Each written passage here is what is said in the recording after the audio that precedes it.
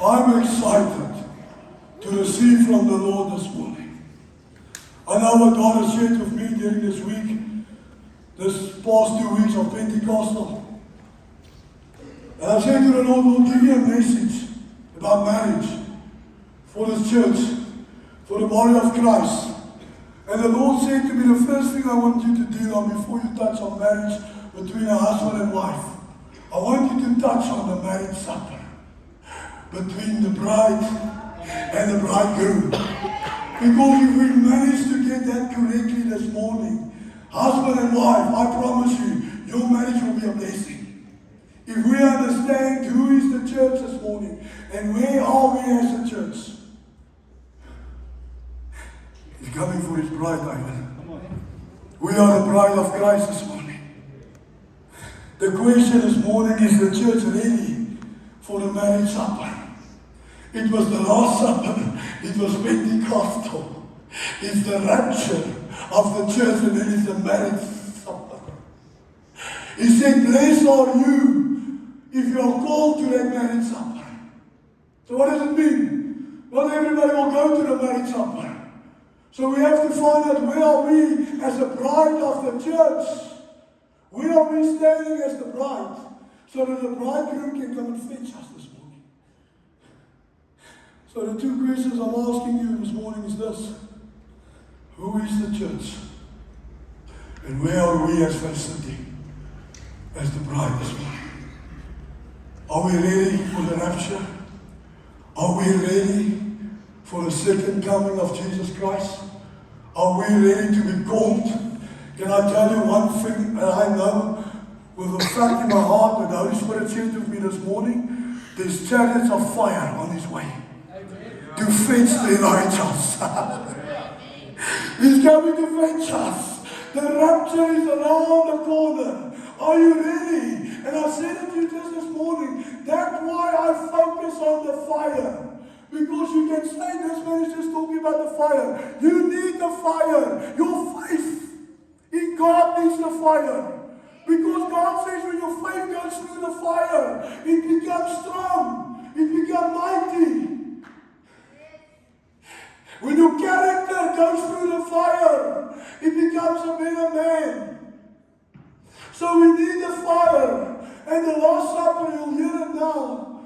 The marriage supper was Jesus Christ coming back with fire in his eyes. So if my God is coming back, his fire in his eyes. If my God has promised me the baptism of the Holy Spirit and fire, it means that this body must be on fire for God. Because nothing can stop the fire of the Holy Spirit. The sad thing is, if you don't have the fire, you're going to be lukewarm. You're going to be a bad taste for God this morning. I've said it to you last week. It's not my work to bring fire. It's our work to come together and bring a fire for God. And this is what I'm going to take us this morning. What is the church? Who is the church? What must the church do to be rapture ready, to be ready for the marriage supper? And the first thing I want to ask is, who is the church? And Jesus Christ made it very clear. You can put a scripture from your heart, please. Jesus Christ made it very clear. He came to the Pharisees and the Sadducees and he said to them, if you are not baptized with water and with the Spirit, you will not enter the kingdom of God. He made it very clear, simple. If you're not baptized with the Spirit and with fire and with water, you will not enter the kingdom of God. So what happened? Nicodemus found trouble in his heart with this word, but he was the leader of the Pharisees, the scribes, and the Sadducees. He came to Jesus during the night when nobody sees him, and he says, Lord, sit down. Please explain to me what you said in front of all the people. You know what Jesus said to him? Who is the church? He didn't say you baptized. He said, Nicodemus, John 3:16. This is the church. For God so loved the world that he gave his only begotten Son, that whoever believes in him should not perish, but have the everlasting life. He said, this is the model of the church. Whoever loves, whoever believes in Jesus Christ shall not perish. Because God so loved the world. God so loved the church. Jesus Christ Christ is in love with the church. You see, many times we ask ourselves, where's Faith City as a church? Where is the body of Christ? You know what happened? Jesus found Peter when he was fishing. After he denied him, he went back to his old nature. Because this is what happened with people. If we do not come to that place where we believe in the name of Jesus Christ, where we believe and we start to perish, and we fade away, we go back to our old nature. Jesus found him fishing, but Jesus found him next to the coal of fire. You know what a coal of fire means? It means that you will always have to go back to that coals to get warm. And Jesus said to him, Peter, I don't call you to stand next to a coal of fire from you. I called you to be baptized with the Spirit of God and fire. You must be a fire. So wherever I go, I'm a fire for my generation. I'm a fire for my nation. I'm a fire for my church. I'm a fire for my family. Wherever I go, I do not look at the coal of fire, but I look at the fire inside of me. Because as long as the fire is here, my voice is not working with me, but I'm fighting. As long as the fire is inside here, it will keep you pure. It will keep you holy. It will keep you separated, consecrated. Because you're not going to look for somebody's fire, but you're going to look at the fire that's burning inside of me. That's purifying me, that justifying me, that sanctifying me. Come on. Because God says, I'm looking for a pure vessel. A pure vessel that I can put my fire in.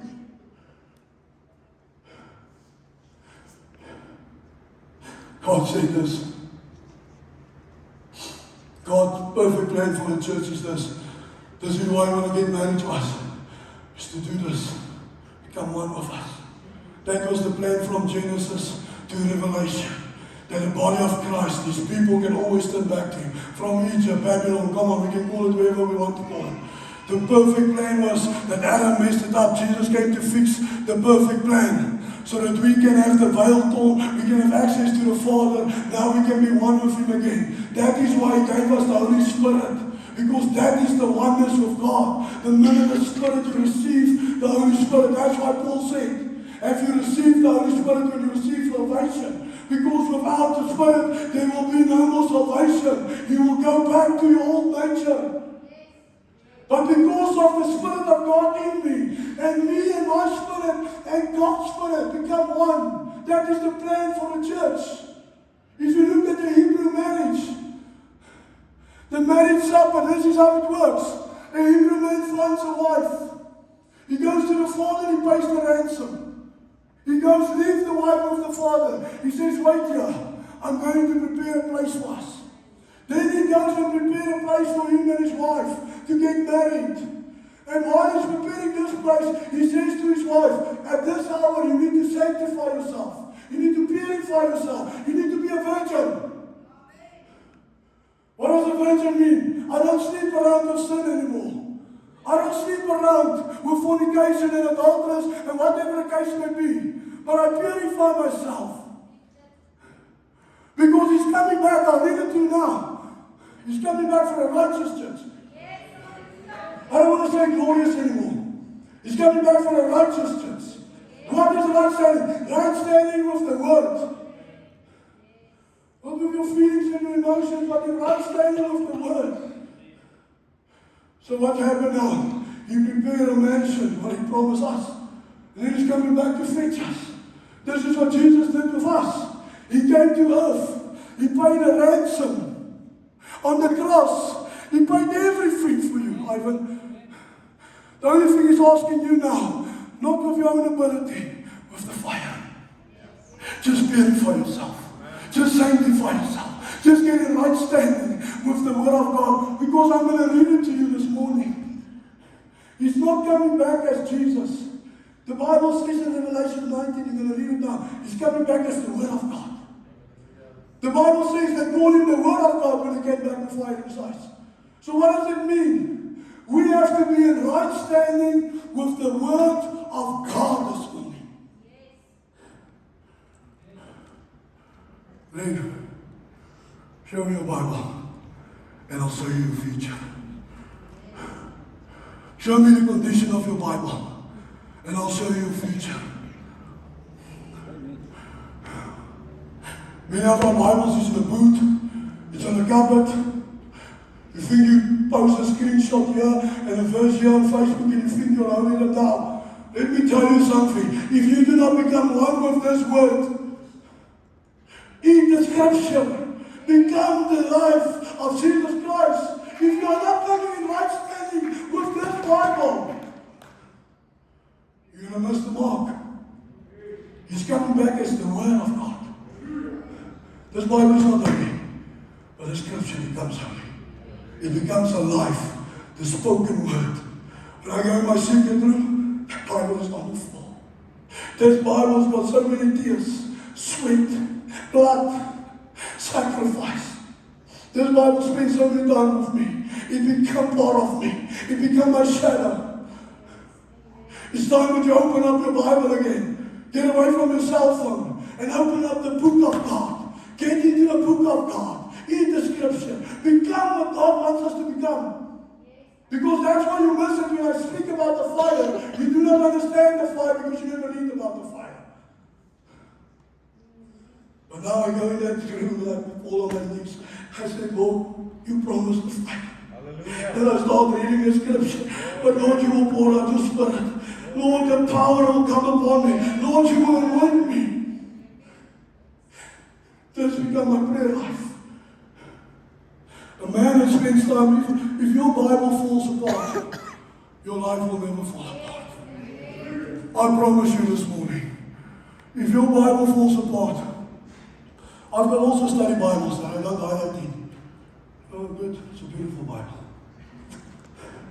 But I promise you this one has warfare with me. This one's been in my car, in my boot, in my toilet. It's been all over with me. In my room, in my secret place, in my church, when I travel, when I go. That is my weapon. If I have that thing in my hand, it means it feels like the Holy Spirit is holding my hand. Really. Someone you come with God. Because I've got a scripture for every answer. Attack me, devil, I'll attack you back. Try me, I'll try you this morning. Enough is enough. I want to come in line with the Word of God. I want to be a ball of fire. So when the devil looks at me, he sees Jesus Christ. This is what I want for myself. This is what I've been praying and trusting the Lord for. God says, I'm coming back for a healthy church. Listen to me this morning. A healthy church. What does it mean? Healthy marriages, healthy family, and healthy hearts. The only way that you can look at a church is you go to the book of Acts. This is where the first church started. This is where the marriage supper is taking us. The Bible says we're going to live the same way as the church started in the book of Acts. That's the bride. And I'll tell you now this morning, he's coming back for a healthy church. Not a church that compromised. Not a church that cowered away. But a church that will stand on the Word of God and become the Word of God. You can go and study it. I don't care how many gifts you have. It will not sustain you. I don't care how many miracles you saw. It will not sustain you. The only thing that will sustain a man is the Word of God. You can go from miracle to miracle. Great, it's a gift. But without the Word, it will not sustain you. Your life, your marriage, your family, your church, your faith. Because that is the secret to your faith. By hearing the Word of God this morning. Become one with the Word. Show me your Bible, and I'll show you your future. You see, Romans 8 verse 16 says this. The Spirit of God witness with the Spirit of men to become children of God. It means the Spirit of God leads us and guides us. And if the Spirit of God is leading us, the Bible says you are called sons and daughters of the Most High God. So the Bible says that He became a witness of my spirit so that I can become a child of God. It's not performance, but I call it the voice. It's the bold faith in us. It's the boldness. I'll tell you now, in what happened in the book of Acts, The Bible says in the first book of Acts, the Spirit came upon them. You're going to find out what happened with the church when the Spirit came within them. The first promise was this, the Spirit upon us. The second promise in Acts chapter 4, you're going to hear it now, is when the Spirit came inside of the disciples. Everything changed again. Because the church is where we are now. We are baptized. We have the fire, some of us. You can hear me this morning. I just want to make a bold statement this morning before I continue with the word. And I've said it during the week. This church, the body of Christ, I prayed against it, and I'm going to speak against it this morning. And I want you to take it to heart this morning. This church, no more demonic forces. No more division spirits. Listen to me. Listen to what I'm saying this morning. I will take a stand this morning in my God-given authority, not my authority, by the name in the name of Jesus Christ. No more division in this house. No more spirit of Jezebel will rule this house. And I want to ask you this morning, I'm going to make a statement now. I need somebody to sit for me at the back and do the words for me every Sunday. Because I don't have space anymore for spirits of division. If you don't want to be here when I preach, it's your problem. But I will going to make a stand. No more leaders, no person in a position in this church will compromise anymore. We will not compromise the gospel anymore. We will not dance in the roots of the devil. We will make a stand on the word of God. If you want to divide the church, I'm going to minister you. I'm going to minister you. I will not make room for division anymore. I will not close every door for us when we pray here on the Wednesday night and somebody comes from the back and still opens the door of division. It's finished. If you don't like it, come and speak to me. It's done in this house. It's done of the body of Christ. Go around, every pastor is preaching about this. Division and Jezebel. Is there any way? George can testify. He's in England. He knows what it means to be divided. It's not going to happen on my watch anymore. Any man on a position in this church, as a leader or in a position, if you want to compromise, you will not be part of that leadership anymore. We're going to build the house of God this morning, not of men. I'm compromising nothing for God anymore. If it's wrong, it's wrong. If it's right, it's right. Then we stand for righteousness. This is what God wants from us, because we're going to find out now what God says about righteousness. He's coming with a sword in his mouth to cut and divide. He's going to pierce hearts this morning. This is what the word of God must do when a man is on fire. It must be like a sword in your mouth. Peter said when I preach, I said it so many times, the Holy Spirit fell upon people. You know what we're going to get back to? The fear of God. Because the Bible said, and I'm going to read to you now. It says when the disciples were baptized with the Spirit, and with fire, the next thing they were baptized with was the fear of God. If we lose the fear of God, and we have the fear of men in this house, or in any church, we're going to lose the Holy Spirit. Because it's the fear of God that sustains the Spirit of God upon you. It's the fear of God that sustains the fire upon you. I'm not willing to lose any fire. I'm not willing to lose any anointing. I paid a price. You're not going to tell me for 12, 13 years the price that I've been paid, I must compromise it for a feeling and emotion because I preach righteousness. I will stand for righteousness because I stand on the word of God. I want to say this, listen to me this morning. When the leaders, there comes a moment when the human heart grows weary of form. Comes a stone. Without fire, without structure, without substance, and without the reality of God. The human heart. There comes a time when a heart disconnected from the presence of God. Listen to me. There comes a time when the heart disconnected from the presence of God, His power and His voice. leaving a man unchanged. No transformation in his life. You know what Jesus said about us? In the book of Matthew 15:8, you know what he said?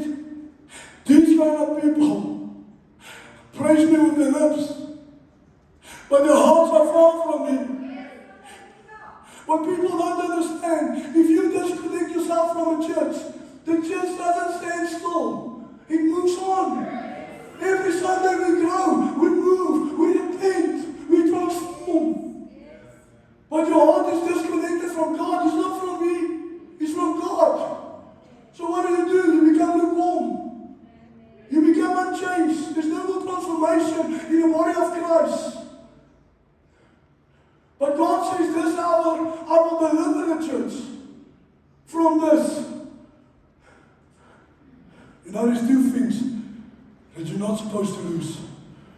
It's faith and the fire. The man without faith is impossible to have. Stand. How can you do it without this God that you serve? If you know the sacrifices many of us make for this church and for the body of Christ, many of you make.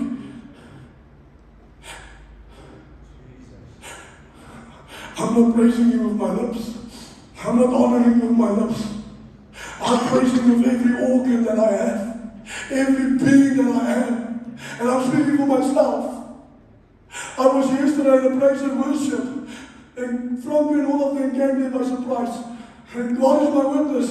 When I left that place, you know that I love to worship. I can jump and shout and just go crazy for a walk, but I can also worship Him in spirit and truth. When we left that place, I said to him, I feel ashamed. Check out this guy's worship. Check out this guy's praise the Lord. When I left that place, I said, I actually feel ashamed the way that I worship. And I said to the Lord, you blessed me just to witness this, Lord, today. It was a blessing. And you know, I love to worship, but I left that place, I said, Lord, maybe I'm not as fine as I thought. Maybe I still need to pray and ask God to fill me again, to touch me again. Because that's the way you measure yourself sometimes. If when you see people around you that are moving with the fire, that are moving with the movement, and not stop the fires, because many of you sitting in front can stop the fire. It's true. It's proven fact. You know, I said to the Lord this week, I said, Lord, 40 days, I'm going to pray in the Spirit. That's what I've been doing for the past week, every day. Most of the day I pray in the Spirit. I said, Lord, I'm going to not challenge you, I want to make a commitment. I'm going to pray in the Spirit because I know I'm blood washed, Spirit-filled, baptized with the Spirit and with God and with fire. I said, Lord, I'm going to see a change after this 40 days. And I said to the Lord, Lord, you know why I do it for 40 days? Because I'm pregnant. I'm pregnant. I said it. I'm pregnant with something spiritually that's going to burst out of me for this church and my family and for my people. I said to the Lord, I'm pregnant with the Spirit. Something's going to burst.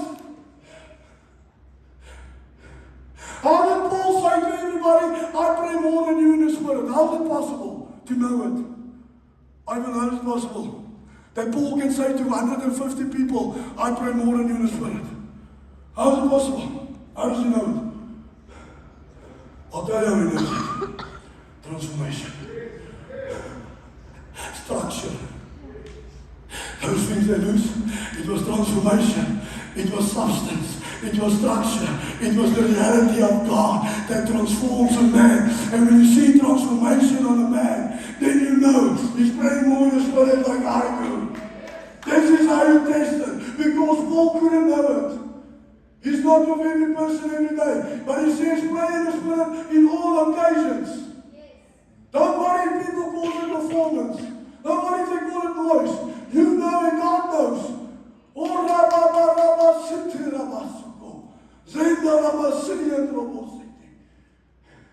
That's fire, that's a relationship.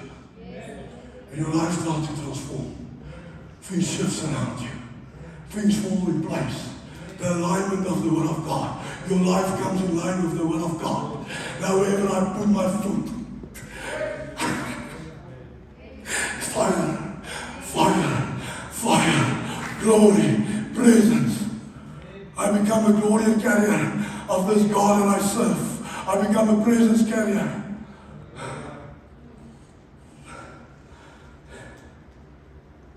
You can open your Bibles in Revelation 19 verse 1. While you open your Bibles, let's take a sip of water.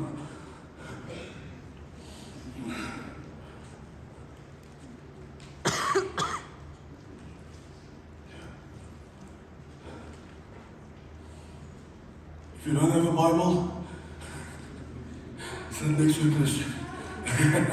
Just a joke. Just a joke. Okay, let's go. The Bible says in Revelation 19, speaks about the marriage supper. This is where the church must be. This is where we must be. Everything that I've just said is preparing the bride for the coming of the Lord Jesus Christ. We have to get married with Him first in the Spirit today. And then we can get married again with my husband and wife. Because the minute your life is in line with the Word of God, your wedding to come, this will be in line with God. Amen. If I'm married with Jesus Christ, my new husband must find Jesus before he finds me. My new wife must find Jesus before she finds me. If she can find the Lord, and I'm in the Lord, I promise you that wedding will last forever. The Bible says this in the first verse. It says, this is John the Revelator that had a vision again, and an angel appeared to him. He says, after these things, I heard a loud voice of a great multitude in heaven saying, Hallelujah! Salvation and glory and honor and power belongs to the Lord. I want you to understand this. The first thing that John saw was worship.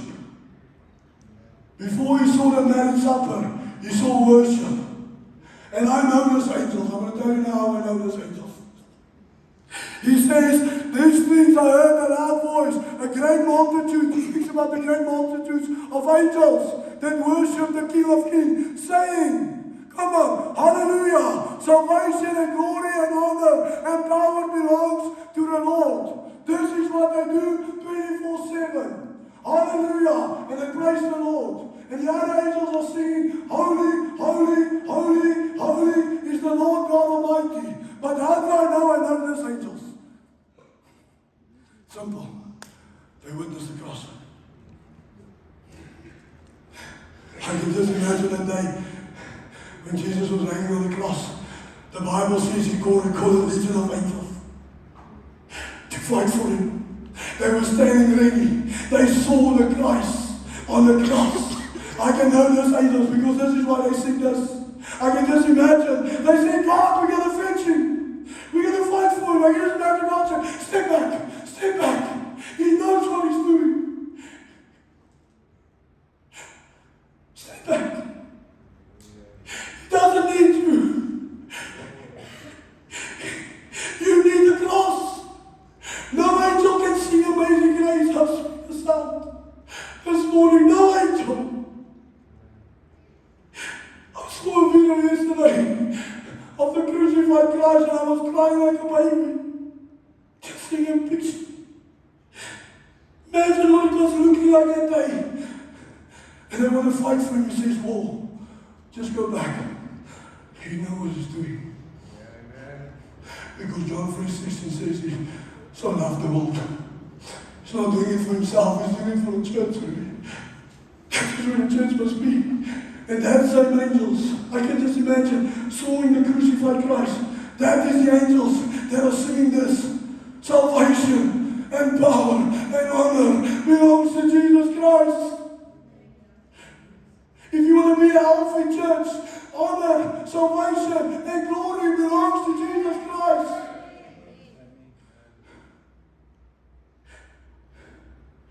Let's go to verse 3. Again they said, hallelujah. The smoke shall rise forever and ever. And the 24 elders and the 4 living creatures fell down and worshiped God. What did you see again? Worship. A church is built on worship.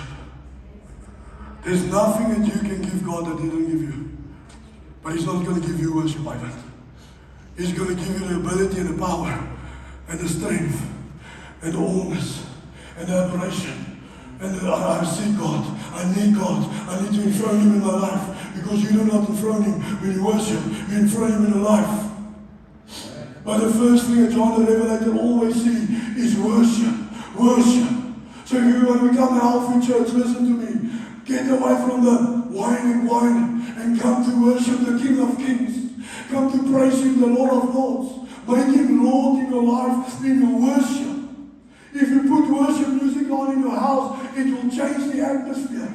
It will birth something that is pregnant in your house. Miracles, breakthrough, signs, wonders, fire.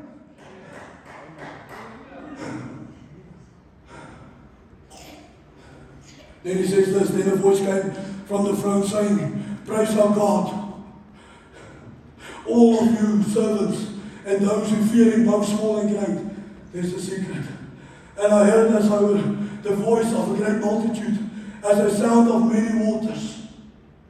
Come on. And as the sound of mighty thundering saying, hallelujah again. Hallelujah again. This is the sound of heaven this morning. We are not supposed to be quiet. I'll tell you now why. Can I read you a song quickly that David says in Psalm 100? Can I read you something? He says, make a joyful shout to the Lord, all your lands.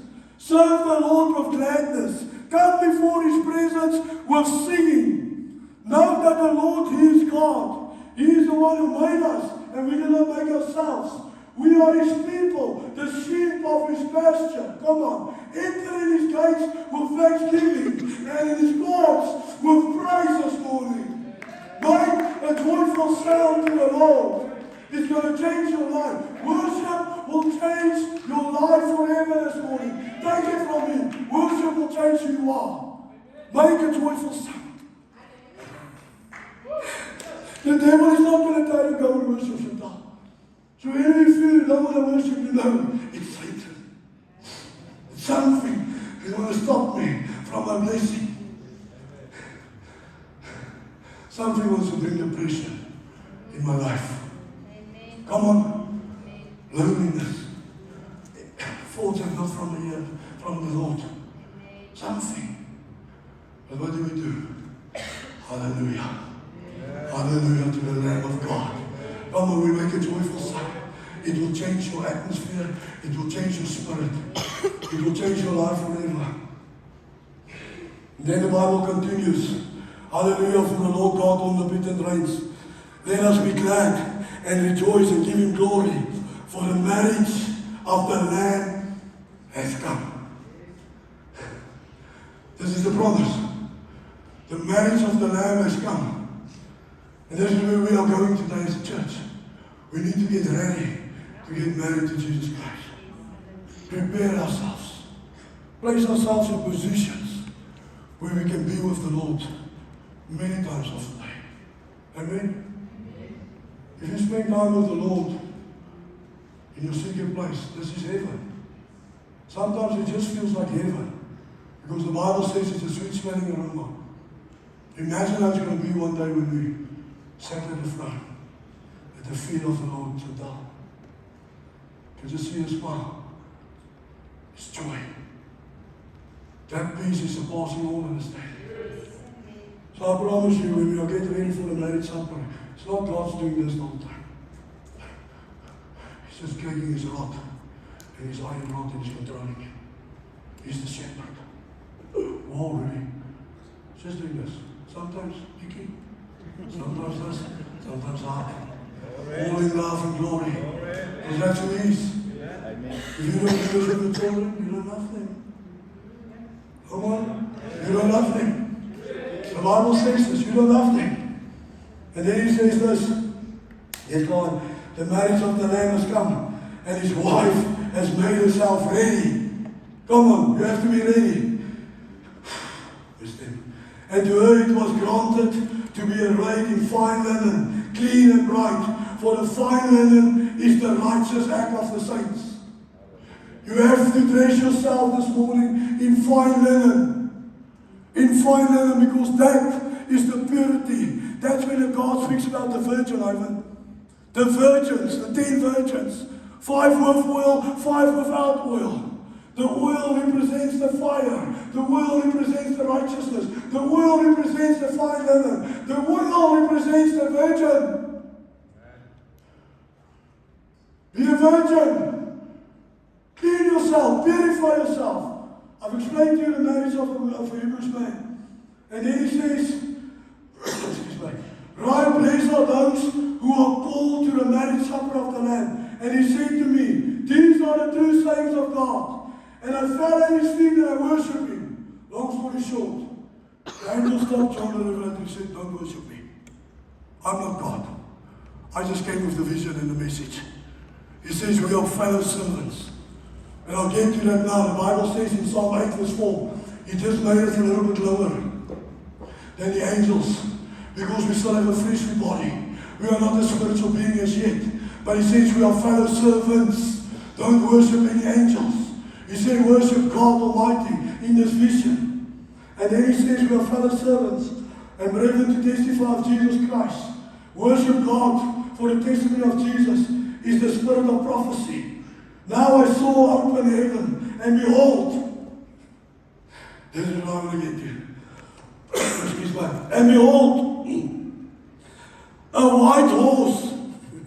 And he who sat on it was called Faithful and True, and in righteousness judges and make war. He's coming to make war. The white horse represents war. When he came to the cross, he went on a donkey. That was peace. But when he came to God, he's coming back for the marriage of his church. The Bible says he's coming on a horse to judge and to war. For his people, for his bride. And then he says that on his head were many crowns. He had a name written that no one knew except himself. He was clothed with a robe dripped in his own blood. And his name is called the Word of God. When he comes back with fire in his eyes, he's coming back with the Word of God. Hallelujah. In the beginning was the Word, and the Word was with God. And the Word became flesh and dwelled among us. And he died for us and he rose again and he went to heaven. But this time he's coming back again as the Word really. But listen to what the Bible says now. Now, out of the mouth, this is Jesus Christ, goes a sharp sword that will and should strike all nations. And he himself will rule with a rod of iron. This time, and this is where we need to be as the body of Christ, people. When we serve the Lord that has got fire in his eyes and he promised us the fire, it means as the body of Christ, as the bride of Christ, there must be fire in our eyes. When people look at us, they must see the fire of God in our eyes this morning. When we speak the word of God, it must be like a sword that pierces the heart and spirit. Because that will change you, that will transform you into the image of Jesus Christ. I want to say this, he's coming back with the fire in his eyes. I want to say this morning, in a moment, in a twinkling of an eye, everything can change.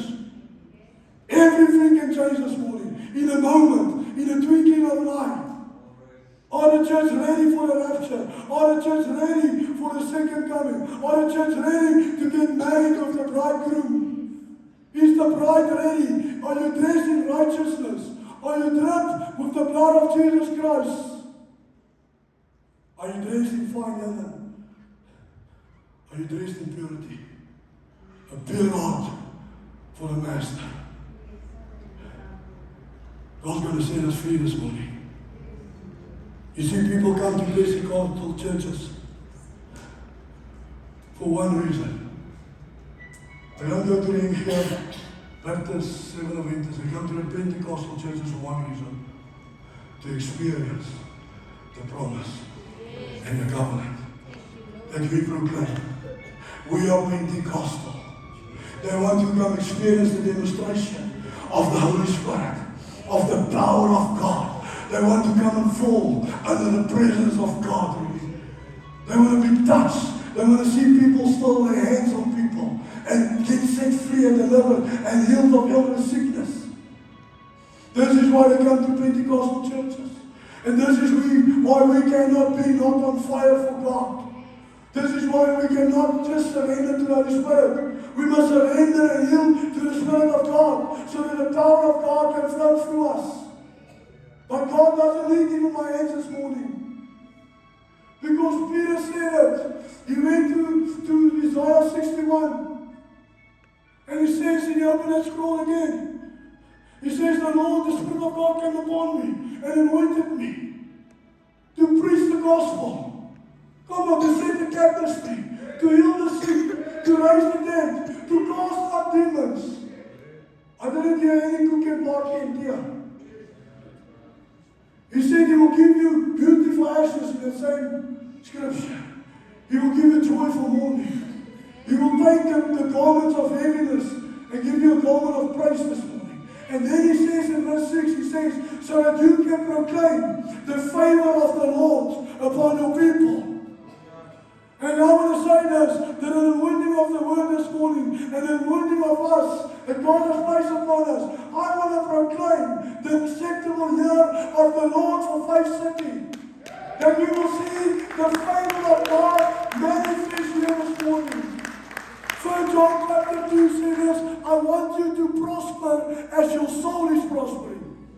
I want you to experience the joy that the Lord is speaking about. But I want you to know today that you are not ordinary, Franco. George, Harold, Henry, Jacob, Melissa, Louis, Matthew, Roberta, you're not ordinary. I said to the people on Wednesday night, God has called us to be extraordinary. Because He just made us a little bit lower than the angels. And He anointed us. You have the anointing upon your life. When you accept the Holy Spirit, when you accept Jesus Christ, He says, I anoint you to proclaim the captives free in your own house. To break every chain, every bondage in your own house. To heal the sick in your own house. You are not ordinary. I want you to get from this mindset. You are not ordinary, you are extraordinary. Extraordinary. Extraordinary. God anointed you.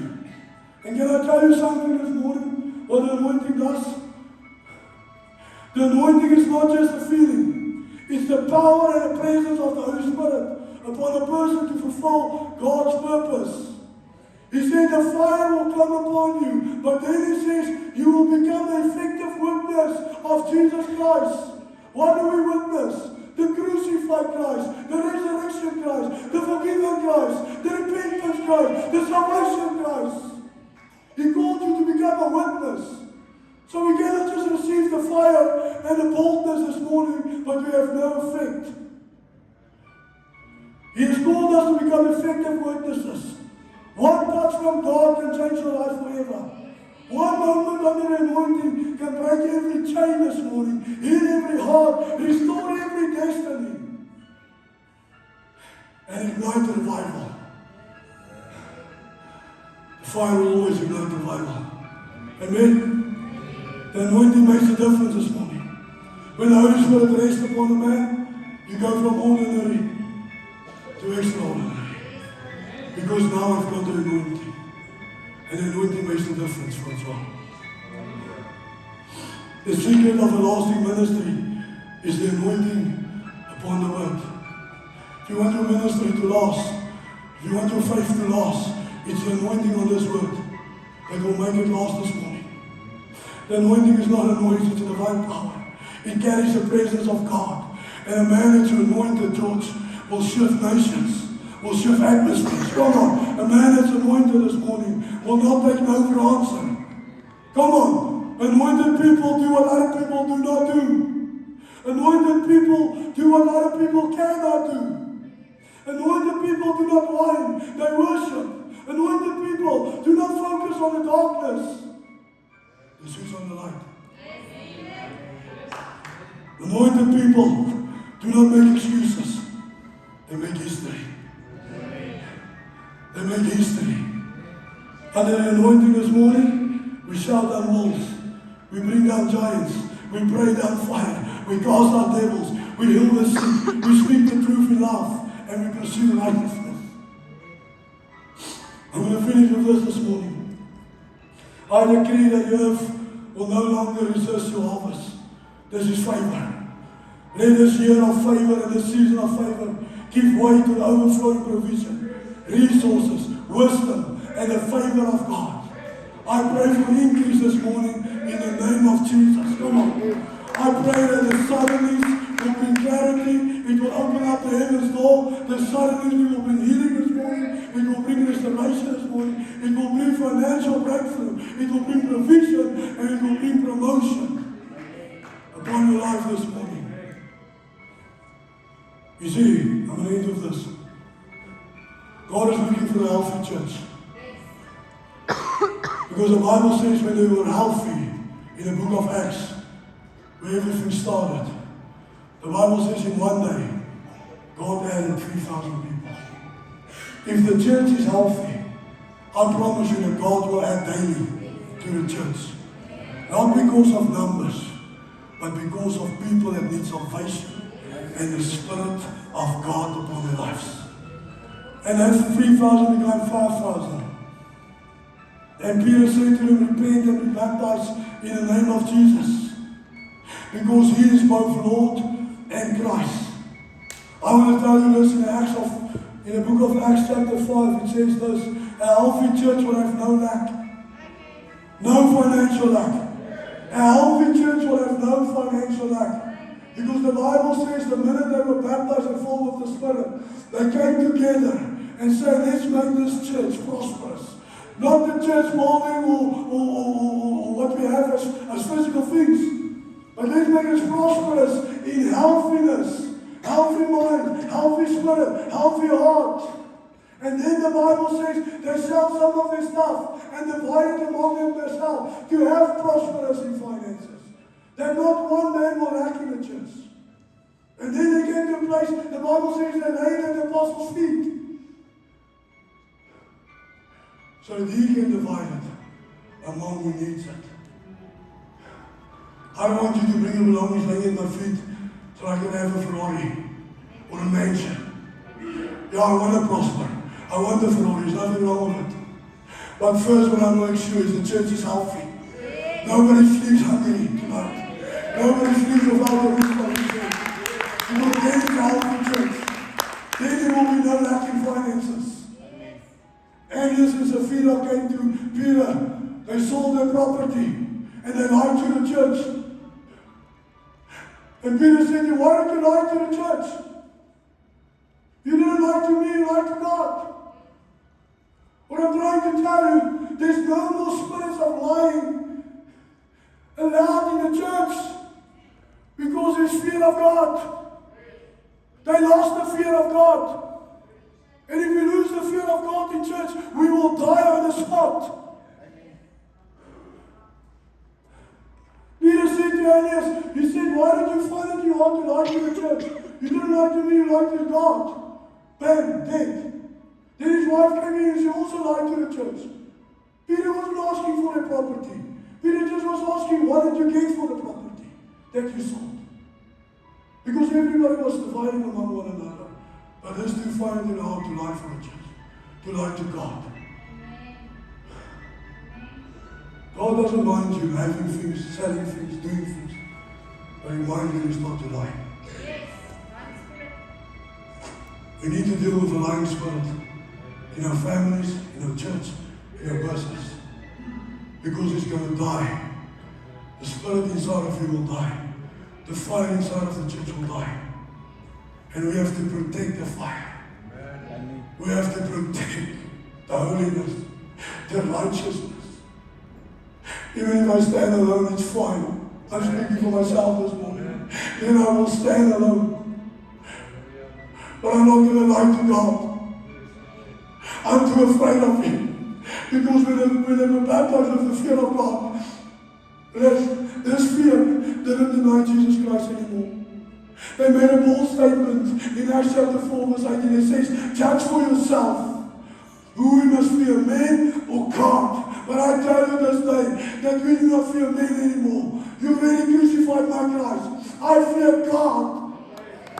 And this is where the church must be, because this fear will not deny the righteousness of Jesus Christ. This fear will not deny the power of Jesus Christ.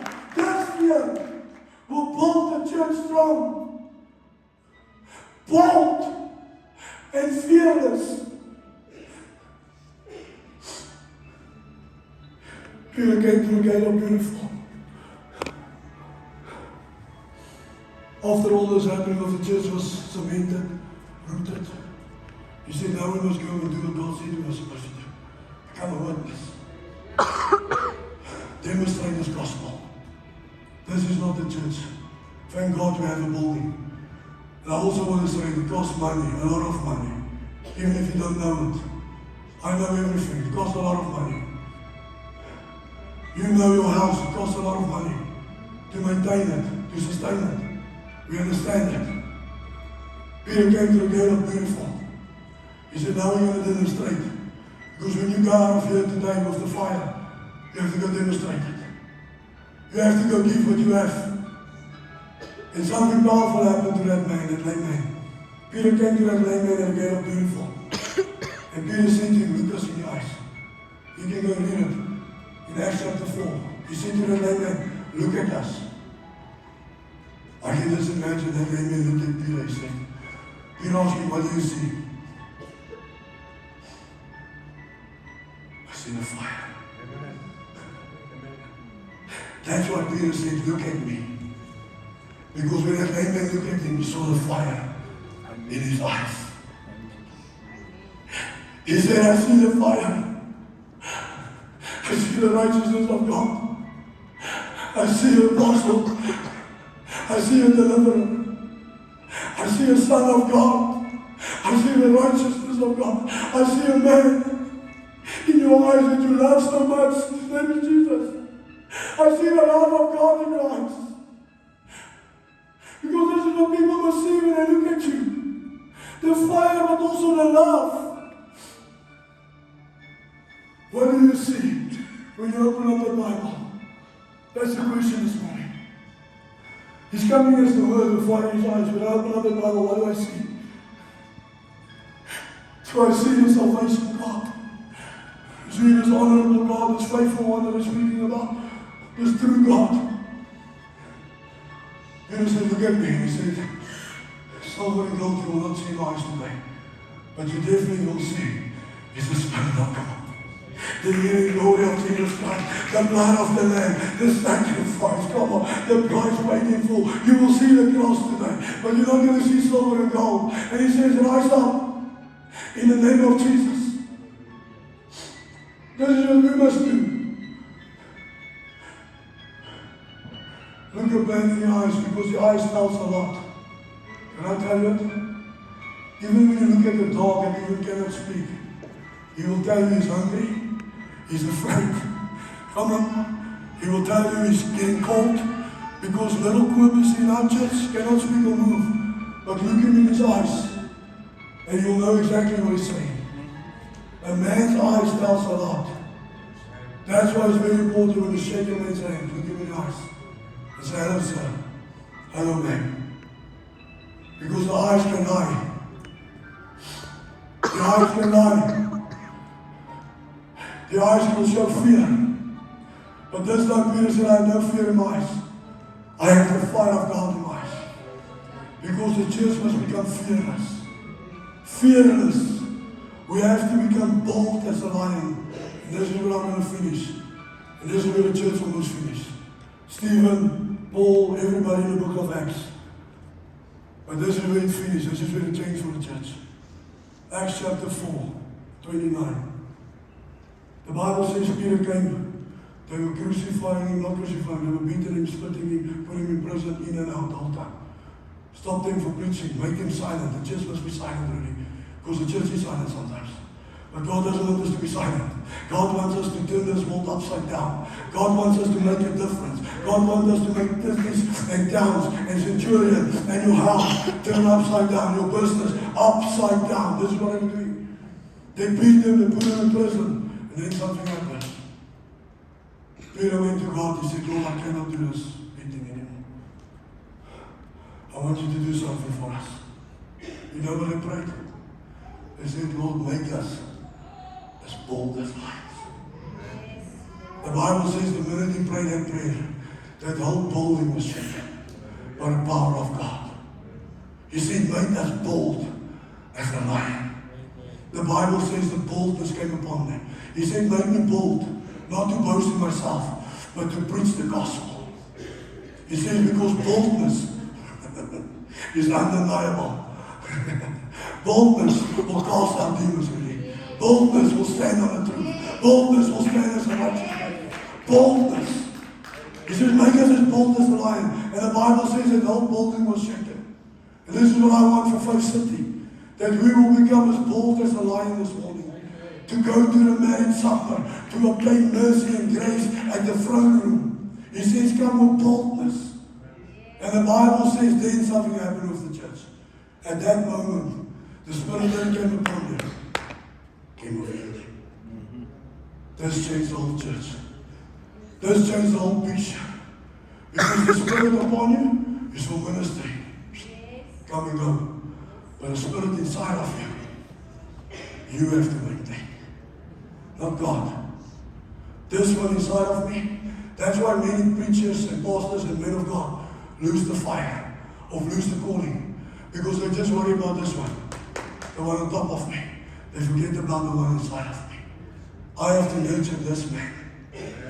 I have to nurture this one with all of my. Protect it with all of your. Protect your anointing with all of your. Get yourself a wife that will protect the anointing. Come on, you need a partner that will stand with you in the anointing. Even if I make a call, I many times say to myself, don't worry, I'm doing it under the anointing. It sounds powerful for you, but it's not. Because the anointed man speaks differently. He sees differently because he's been with God. I'm not making decisions on my own. I go to God and I will wrestle with him until I feel this is what God wants me to say or do. Many people don't even know it. When I make a call, I will first go and pray. There's many people that can sit here as my witness. I will not minister to you if you not pray first. Because I want to make sure the Holy Spirit that's a part of me. And that was the end of the church. The marriage supper. God wants us to be righteous, pure, holy, in love with Him. Baptized with water, baptized with the Spirit, fire in your eyes, fire in your family, fire in your business once more. Everything you touch must be on fire. But then He says, I want you to be in line with the Word of God. I want you to eat that Word. I want you to become the Word. I want you to become one with God. I don't want your Bible there on the shelf anymore. I want it next to you. I want it in your hands. I want it in your prayer. I want it in your secret place. And you become one with God, baptized, washed with the Spirit of God and with the blood of Jesus Christ. And then the secret comes. He makes you as bold as a lion. Bold as a lion. I pray this for Faith City. Because boldness removes the pressure. Boldness will remove the loneliness. When you become bold, when I look at you, once I was praying for you there in front and I saw your feet and I anointed your feet. And I said, Lord, this is the boots of a woman. Proverbs 31, honorable, faithful. A woman of respect, a woman of dignity. This morning I ask that the Lord will make you so bold in your prayer life. I've seen your declarations, I've seen your prayer book. But this time, He's going to make you bold. This time when you decree and declare, the heavens is going to shake. The pillars is going to shake. God's going to come in with a force that's undeniable. You're going to be prosperous in your prayer life, in your physical life, in your physical body, in your heart, in your mind, in your spirit. And that anointing that I placed upon your foot many months ago is because that I anointed you to set the captives free. I anointed you to heal the sick, cast out demons, raise the dead. But then he said, I anointed you to proclaim the favor of the Lord. So I want all of us to be bold this morning and say, Lord, I'm not ordinary. I'm extraordinary. And I will become as bold as I am. And I will be anointed for my generation, for my family and my business. Do you believe that this morning? Yes. Do you believe that God will send the breath of God from all four corners? The north, the south, the east, the west. He will send the candles of blessings. Come on. It's a year of favor. Don't sit here this morning and miss what God wants to do for you. God is preparing us for a marriage supper. Lane, if you do not preach this word, if the rapture is tomorrow, your blood is on my hand. Who shall we fear? Man, God, we're going to do what God wants us to do. From today forward, Lord, what do you want me to do? And we do that as a church. I'm not speaking to us as a church. I'm speaking to the body of Christ. I'm speaking to the bride of God. I want to be rapture ready, marriage supper ready. Most of all, I want to be effective now. I want to become an effective witness of the gospel. Amen? Let's stand to our feet.